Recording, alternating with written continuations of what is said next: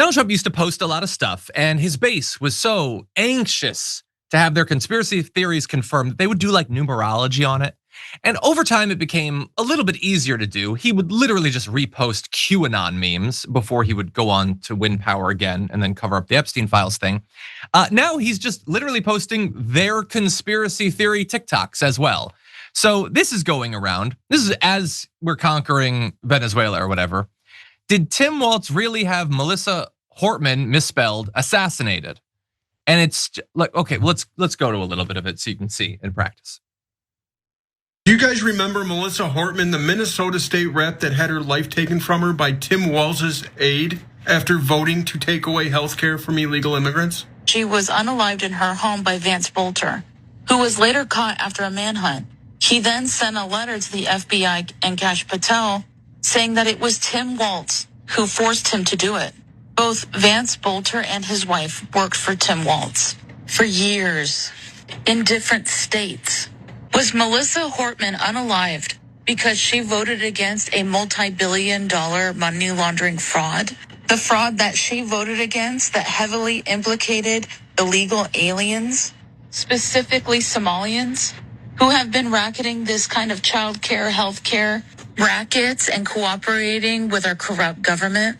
And today it's breaking news that the money laundering scam in Minnesota of billions of dollars for healthcare offices, child daycares, Medicaid, and various forms of care agencies. These money laundering frauds have been exposed, and it all comes back to Tim Walz. Yeah, so no, it doesn't, and none of that is true. And taking a video of stuff that's untrue and just making it smaller, and then you having you just like do this alongside it doesn't make it true. That's all madness. And look, that's what a lot of TikTok, unfortunately, is. This is what a lot of the internet is. It's just baseless lies.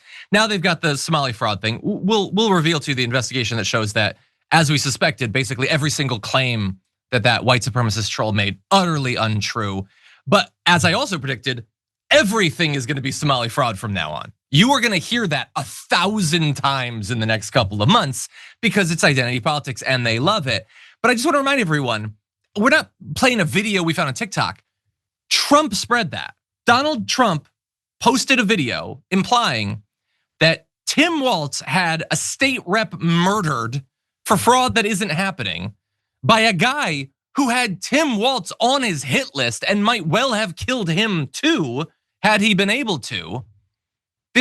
Okay, we're gonna jump into all of it because some people might forget this, but I love how they take one of the people on their side of the aisle committing an act of political violence, and it just bears fruit for them for years to somehow make Tim Walz look bad.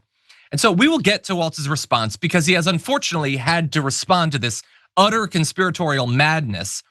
But they, and you saw that video, imply that this guy was an aide to Tim Walz. That's madness to describe him as an aide. Back 7 years ago, Walz reappointed him to a 4-year term on a workforce developmental board that he had already served on under the previous governor. He just let him continue serving on this advisory board.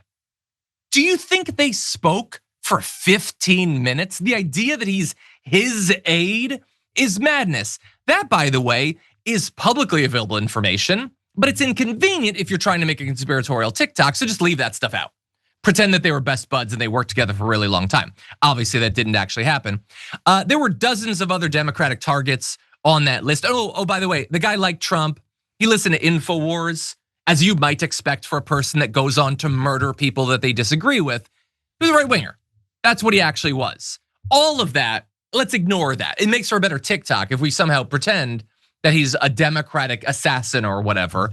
And of course he wasn't. And so they are now asking for this to be taken down. Not only Walz, as we'll talk about, but also the kids of Melissa Hortman, who was murdered, saying, I am asking President Trump to remove the video that he shared and apologize to me and my family for posting this misinformation and for using my mother's own words to dishonor her memory. We must create a society in which we do not harbor hatred and violence towards our political opponents. And this video promotes a false narrative which fuels the flames of political division. A very reasonable request from the two kids. It will not happen. And Donald Trump will spread more conspiracy theories about her because he is, as I have many times said, the worst person our country has ever produced.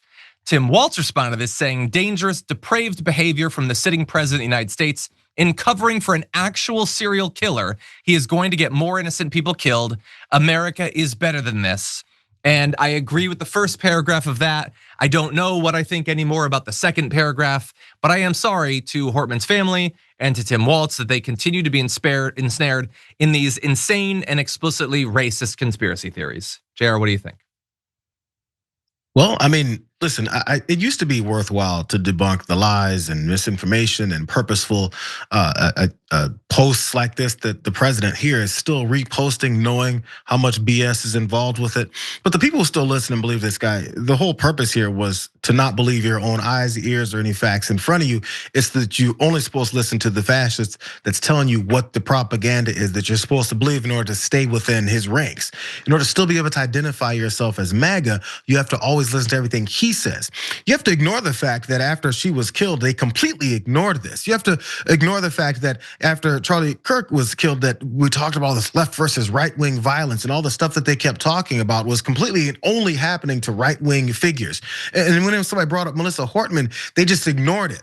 But now somehow we're supposed to act like or agree that they give a damn about anything that they're saying about Melissa Hortman, even as their children talk about how devastating this is, because they don't care. Like we've gotten beyond any kind of care. So we've got two different groups. So we've got people who are trying to continue to talk about some level of truth as if that's gonna convince anyone of changing their minds. But the people whose minds we're apparently trying to change, they don't want their minds changed. They're here to push propaganda. Yeah. They're not honest in their opinions. They're not.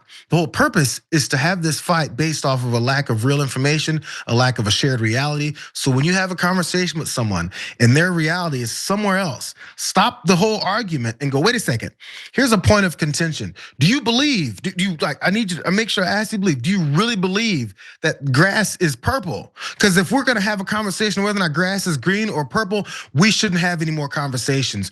Go stay in your delusions because right now you're dangerous. I need to watch my back from you because you're willing to believe anything. Like it's obvious, it's blatant.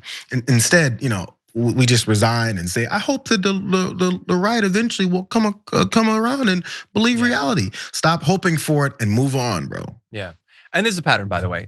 So dude who killed Hortman, Trump fan, let's pretend that it's otherwise. That's Trump doing that. The January 6th insurrectionists, that was actually just the FBI. It's totally cool that they did that and tried to kill the cops. Those are my people, but let's pretend that's not totally cool.